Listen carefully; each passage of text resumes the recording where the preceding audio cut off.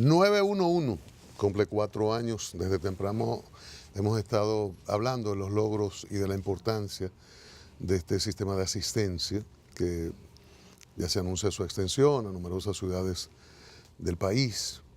Y para la ocasión está con nosotros Dabel Polanco, que es el director ejecutivo de ese sistema de atención. Buenos días, bienvenido. Buenos días. Y felicidades. Gracias. Por la celebración aniversaria. Es así. ¿Cómo resumir estos primeros 4 años a partir del servicio al ciudadano, antes de los detalles ya sobre cantidad de asistencia, el tipo de asistencia? ¿Cómo resumirlo? Yo creo que resumen mucho trabajo, mucha coordinación, muchas ejecutorias, muchas lecciones aprendidas. Nosotros desde que nacimos como una institución con planificación, que desde un primer momento comenzamos con auditoría de los procesos, siendo uno mismo cuestionándose, siendo autocrítico, viendo las mejores prácticas, pero como esto era una institución que no tiene marco de referencia, teníamos la referencia de otros países, tú tenías la idea de lo que podía hacer, de lo que podía acontecer, pero solamente en la ejecutoria misma, en el trayecto, es que tú ibas a comenzar a ver realmente cuál es el desarrollo y el impacto. Nosotros nos afianzamos con estándares internacionales de una asociación que se llama NENA, que es una asociación que engloba instituciones como las nuestras, como 911, en otros lugares también se llama 112, como en Europa, ¿no? Y aquí mismo también en América hay 112 también. Entonces, esos estándares, que ellos tienen estándares para recursos humanos, para tecnología, para comunicaciones. Nosotros también comenzamos con protocolos, trabajando internamente nuestro, y las agencias también. El nivel de aceptación que tiene actualmente, ¿cuál es? Andamos en sentido general casi un 92%, en sentido general. Cuando comenzamos en el 2014, se midió, era un 86. Y se hace la medida internamente por llamado que se le hacen encuestas a los usuarios que han utilizado aleatoriamente, y también empresas que se le han pagado para hacer esas mediciones también. Cafecito Santo Domingo. Sí, señor. El mejor café del mundo. En el sabor. 911 hay café todo el tiempo, hay que estar despierto, es un servicio 24 horas. Así. Sabor que arranque en el aroma, sí, señor. Sí. Sí. Hay que estar atento a todo lo que Mío. ocurre. Ya no usted está ahí. Gracias, se la ha Gracias. disfrutado. El 911 se mantienen los recursos para que pueda seguir operando como hasta ahora lo viene haciendo. ¿Están garantizados esos recursos logísticos, económicos? Nosotros obtenemos un porcentaje de las llamadas, y con ese dinero, cada 2 o 3 meses que se hace una recolección, se hace un acaparamiento de recursos y comienza entonces a trabajar. ¿Cómo es eso de las llamadas? Bueno, se hizo a través de un estudio que se hizo de las llamadas internacionales. Una discusión tremenda. Sí, exactamente. Que no había que discutir mucho en la mayoría de los países, no quiero entrar en ese detalle ahora. En Estados Unidos, cuando usted lo usa, por ejemplo, para poner un ejemplo, son 25 centavos los teléfonos que son de base, o sea, de la casa, los teléfonos fijos. Sí. Y 10 centavos por los teléfonos móviles, más o menos, el equivalente, que son millones de dólares por eso. O sea, Ese es no, pero aquí no, aquí es otro porcentaje que hay, y es con la llamada, el costo de la llamada internacional. Sí. Exacto. ¿Es solo de eso que se mantiene o hay una parte consignada en presupuesto general? Sí, hay una parte consignada en presupuesto también. Sí, porque al tú tener unos gastos en la operación misma y en la expansión, eso lleva unos recursos. Hasta hoy, ¿en qué lugar está? ¿En qué lugares está? ¿Y hacia dónde se proyecta la expansión? Bueno, nosotros comenzamos en el 2014 en el Gran Santo Domingo. Con el Gran Santo Domingo, por la población que teníamos aquí, los estudios que hemos hecho, uno mide por cantidad de habitantes, las unidades, por ejemplo, de ambulancias, de policía, por los estudios que teníamos fuera de aquí, países más o menos similares a los nuestros. Así comenzamos. Y tú tenías aquí 3.7, 3.8, que era lo que teníamos en el 2010, el último censo de habitantes o de personas que viven en Gran Santo Domingo, más los visitantes que uno desconoce. Y estábamos en Gran Santo Domingo y luego sumamos Jaina y San Cristóbal. Luego vino una segunda expansión que fue la mayor, que fue Santiago, que comenzó el 8 de junio pasado, el año pasado. O sea, este 8 de junio ya tenemos un año en Santiago y Puerto Plata. Hubieron algunas comunidades de Santiago que se quedaron y en diciembre hubo otra expansión hacia La Vega, Espaillao, Moca y Cayetano Hermosén. Entonces ahí se sumaron otras comunidades que en Santiago no se habían quedado, como Villa González, Puñal, otras comunidades. Entonces actualmente, si comenzamos con un 37-38% en el 2014, hoy andamos alrededor de un 40 y algo, 47, 48%. Las zonas... Cuando ampliemos ahora, que viene una ampliación ahora en próximos días, vamos a crecer hacia Peravia, San Pedro de Macorís y La Romana. Y las comunidades donde están los trayectos, ¿no? Ahí vamos a alcanzar mucho más del 50, 60 y algo % de la población. Y entonces cuando al final de año vayamos todo al este, toda la provincia de Higüey, toda la parte hotelera, turística, esta semana vamos a incluir ahí Bonao, que va a entrar también, Villa Altagracia. Entonces vamos a andar por un 78%. La parte de turismo que mencionó, Sí. ¿se contempla o se tiene bien claro de la importancia de un eficiente servicio en caso de emergencia para visitantes de otros países que vienen a la República Dominicana? Por supuesto. Por supuesto, nosotros tenemos bien claro que el motor de la economía dominicana es el turismo. Y debe ser un servicio no solamente más que adecuado, es un servicio eficiente.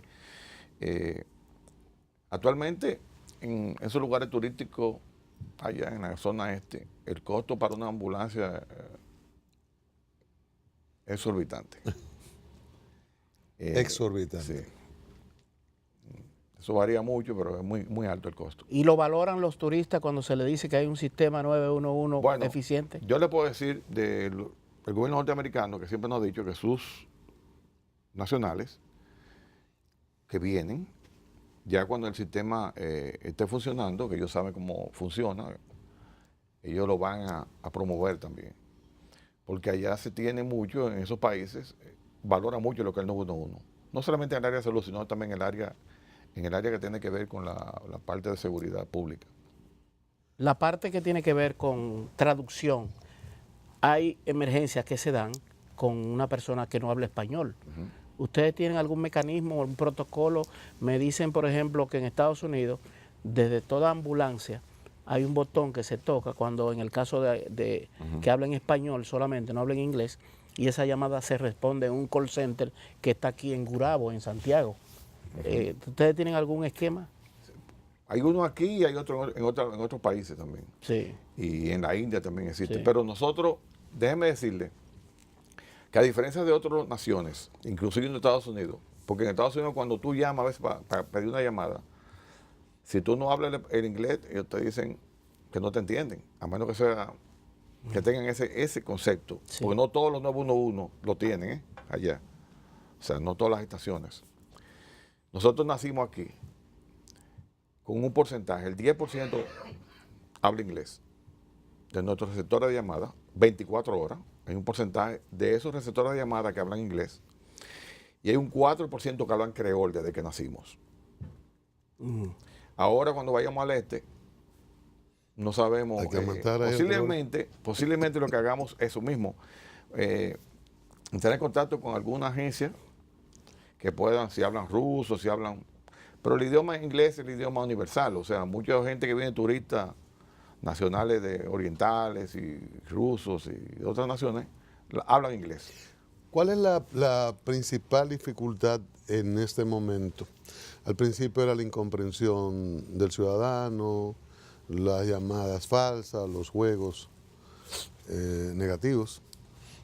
Ahora, ¿cuál es la principal dificultad? ¿Persisten los problemas para el traslado y la falta de conciencia de choferes, conductores en las vías principales? Sí, a pesar de que tenemos 4 años y que ha mejorado un poco esto, naturalmente, porque ya la gente conoce las ambulancias. Y yo he recibido cartas incluso dándonos gracias por el traslado de una unidad y diciendo que ya entiende, que él vive en carne propia, que él no lo entendía hasta que él tuvo que llevar a un familiar e ir atrás de una ambulancia y no le abrían el paso. Son experiencias dolorosas que tú aprendes con lo negativo a veces, pero te marcan. Ahí en Corea, por ejemplo, en otros lugares, suena una sirena y la gente abre el medio y la ambulancia pase. Pero aquí todavía existen de que no te abren y existen las rémoras. Las rémoras son carros que aprovechan y se van atrás de la ambulancia. La cola. La cola. Que no son familiares muchas veces de... Aprovechar para avanzar. Exactamente. ¿Qué otro problema se presenta?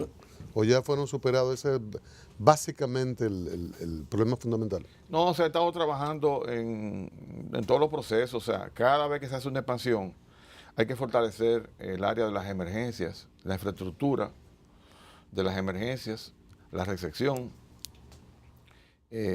Policía tiene que crecer en cantidad de agentes, en vehículos. O sea, la expansión no es simplemente vámonos para Baní y ya. No. Hay que entrenar el personal, tiene que ver los vehículos, el traslado, ¿Dónde lo van a la llevar? Coordinación, dónde lo van a llevar, Y si dónde está preparado el primer punto de estadía de esa emergencia, cómo la policía va a trabajar, las comunicaciones.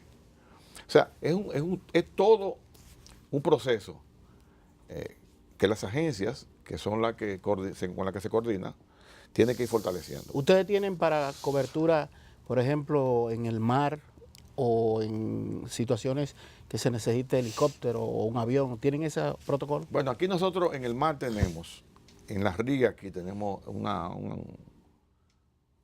tenemos acuerdos con las armadas y con Fuerza Armada y también tenemos con el COE cuando pasa un desastre mayor. O sea, ellos tienen un radio con nosotros. Tenemos la comunicación, está todo organizado de esa manera. Ahora, a medida que vamos llegando a esos puntos donde hay sitios turísticos, en Puerto Plata tenemos también, la Armada tiene también una pequeña embarcación para hacer rescate. Y son todas cosas que se han ido organizando de esta forma. Promedio de tiempo al iniciar en servicio y 4 años después, ¿cuál es el promedio de tiempo para la asistencia? Bueno, recuerde que cuando nosotros comenzamos el 1 de junio del año 2014, porque inauguramos el 31 de mayo, en la tarde, una tarde bellísima, muy calurosa, pero el 1 de junio, o sea, a las 12 de la noche del 1 de junio, a las 8:08 entró la primera llamada. Y yo le dije, no entró la primera llamada, fue para decirnos, pues están ahí de verdad. O sea, ese día entraron casi 35,000 llamadas en ese tipo de Probando. Sí, pero realmente de emergencia fueron unas 200 y tantas nada más. Pero hoy en día las emergencias andan casi por 1,000 por día. 1,000 por día. Sí. Y el promedio, perdón, ahí el promedio de tiempo, uno sabe que no para toda, el tipo de servicio es diferente, pero promedio de tiempo de llegada, de asistencia. Cuando usted tiene, una de las cosas que más dificulta en el tiempo, nosotros andamos en el tiempo alrededor del promedio entre 10 y 11 minutos, más o menos. El promedio, a veces llegamos en 4 o 5, a veces se alarga, porque ¿cuál es el mayor problema que nosotros tenemos? El tránsito. Pero un problema que tenemos gravísimo es el problema de encontrar a la persona. Encontrar a la persona. Sí. ¿Cómo así? ¿Cómo es eso? La mayoría de las calles aquí no tienen nombre, o no tienen número, los números se repiten. Yo le invito a ustedes mismos a donde ustedes viven, donde tú vives, el Eduardo Vicioso. A la ambulancia pasa y tú tienes que decirle, estoy buscando a Eduardo Vicioso, pero Eduardo Vicioso se corta en el New Orleans. 3 veces corta esa calle. Entonces, si el individuo, y se trata de que las personas que estén ahí, policías, los bomberos se conocen, y la gente de salud conozcan el lugar. Por eso le toma un tiempo. Pero hay barrios que tú no tienes cómo llegar. O sea, y eso es un trabajo que hay que hacer junto con las alcaldías. Con la alcaldía. Mire, yo he dicho desde el primer momento que el 911 es una institución, es un eje transversal que comienza a levantar las debilidades institucionales. Sí.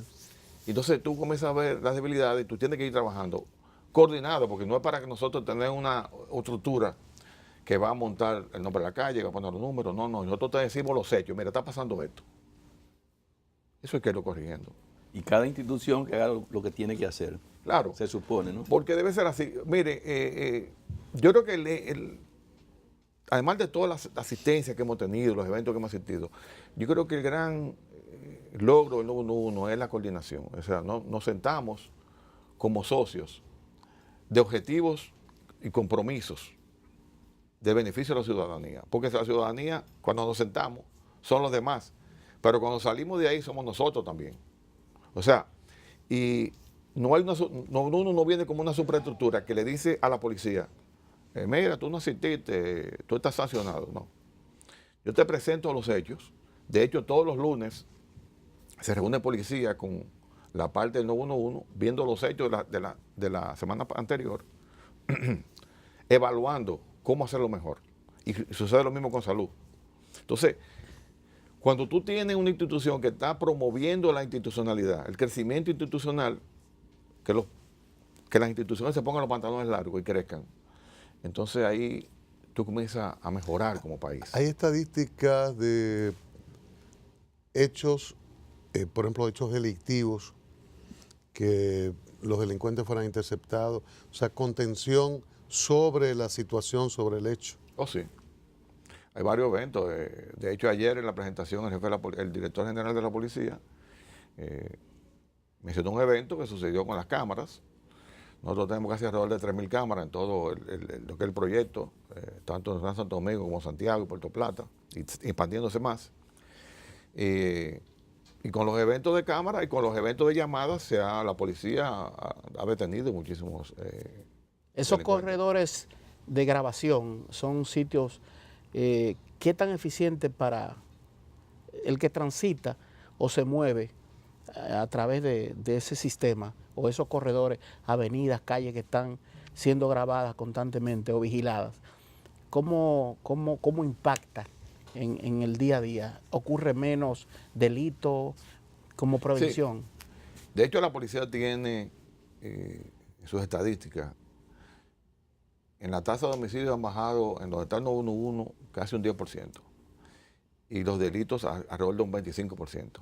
Ese observatorio que ustedes hacen sobre estadística, que el 911 se ha venido constituyendo en esa dinámica diaria como una escuela, sí, porque se va formando gente que llega y adquieren experiencias interesantes. ¿Qué dice para establecer más la cultura de emergencia en República Dominicana? Que a veces en lugares usted dice, aquí no hay un desfibrilador, pudo haberse salvado si hubiesen tenido una unidad de emergencia y entrenar a un personal de un club, de una escuela. ¿Eso se está haciendo? Sí, eso se está promoviendo, porque la verdad es que el Estado no, o sea, en ninguna parte del mundo el Estado puede colocar en empresas privadas desfibriladores. Mencionaste ese caso. Las empresas privadas, y va caminando así, las empresas privadas deben ir organizándose, que su personal, además de educarlo en lo que es, en el área de salud, primeros auxilios básicos, tú ese personal lo puedas integrar a que sea un visionario en lo que es la gestión de riesgo. O sea, tú puedes tener un personal aquí, si tú le enseñas a enseñarle, mira, ahí hay una fisura que vemos, hay un escape de agua, está sucediendo tal cosa. Y cuando el individuo tú lo entrenas o tú lo aprendes lo que es la gestión del riesgo, tú estás sumando a tu empresa personas de una visión diferente. Además, tú tenés un guardián que te está mirando algo, trabajando en la gestión del riesgo, tú integres ese individuo a otras cosas que te pueden ayudar a la infraestructura de tu empresa y a su familia de él también. Nosotros tenemos que ir creciendo. Por ejemplo, en los estadios de béisbol, yo le solicité a la Liga de Béisbol que había que colocar desfibriladores allá. Como deben colocarse desfibriladores en los malls. Como debe colocarse en muchos lugares. Porque hoy los desfibriladores que son, estoy cayendo en un tema que es de salud más que todo, pero nada, es una emergencia. Claro, Automático, que tú puedes colocarlo, son prácticamente, tú lo pones y ellos te dicen, no lo toques. Y si es un paro cardiorrespiratorio, él funciona. Si no, no funciona. ¿Qué tan justo el 911 para cuestiones de nivel socioeconómico? Ahí no importa ser muy rico, ser muy pobre, todo el mundo se atiende con los mismos esquemas y protocolos. Ahí no hay discriminación en el sentido ni de credo, ni de religión, o sea, religión, credo, ni de nada, ni política, ni nada. O sea, todo el que llame es igual. Es igual. Y el traslado siempre será lugar a centros públicos. No. En el caso de heridos. No. Bueno, si el individuo quiere y quiere que sea trasladado a un lugar privado, que tiene su médico en un lugar privado, también se hace. Que esté próximo. Y que esté próximo. A veces no da tiempo a llegar a un lugar privado, público, y tiene que ir a un lugar privado. O sea, se supone que el Gran Santo Domingo es donde más demanda hay de emergencia. ¿Qué otro punto, digamos, del interior del país se puede ver como el que requiere más movimiento del 911? Santiago ha ido creciendo, ha ido aumentando día a día la cantidad de emergencias. Porque al principio la gente no conocía, pero ya la gente ya ve que sucede algo, llama al 911. Eso es algo que se va arraigando, ¿no? Se va enraizando. Al principio no. Ya la gente tiene esa idea. Al principio montaban las personas en una camioneta o lo llevaban. Y lo correcto es tú esperar, porque el buen traslado, el movimiento de la persona y traslado, ayuda a que la persona llegue en mejores condiciones. Claro. Y eso está demostrado. Que hubo un estudio hace un par de años por la Asociación de Emergenciólogos del país, donde determinaron que después no hubo instalarse en Gran Santo Domingo y donde se ha instalado, los pacientes llegan en mejores condiciones y llegan vivos a los centros. Qué bueno. Eso es muy, muy importante. De todos modos hay que promover, yo he hecho ese ejercicio con amigos, de que pregunten al servicio de la casa o lo que está en la casa. Si el señor se pone malo, ¿qué hace? Todavía hay personas que dicen, yo llamo a la mamá, yo tengo el teléfono ahí del señor, el celular. Así es. Entonces hay que seguir promoviendo. Eso ha cambiado muchísimo. Realmente la gente confía en el 911 y no lo tiene como primera opción, pero hay que continuar. Para adelante, felicidades. Si se puede felicitar un servicio, pero yo creo que sí, a partir de que es nuevo, son 4 años, es nada prácticamente en el tiempo, visto el servicio en otras naciones, pero los resultados evidentemente que son muy positivos, muy importantes. Pero el crecimiento, nosotros nos felicitamos por 2 razones también. Nosotros lo logramos instalar el 911 alrededor de 15 meses, 15, 16 meses. Eso es algo extraordinario. Para otras naciones, incluso los Estados Unidos dudaban que nosotros pudiéramos instalarlo, por lo menos 2 años mínimo. Dalbert, gracias. Dalbert Polanco, director ejecutivo del 911. Qué bueno, avanzamos, pese a todo, avanzamos. Y en esto sí que avanzamos. Mañana estaremos de nuevo con ustedes.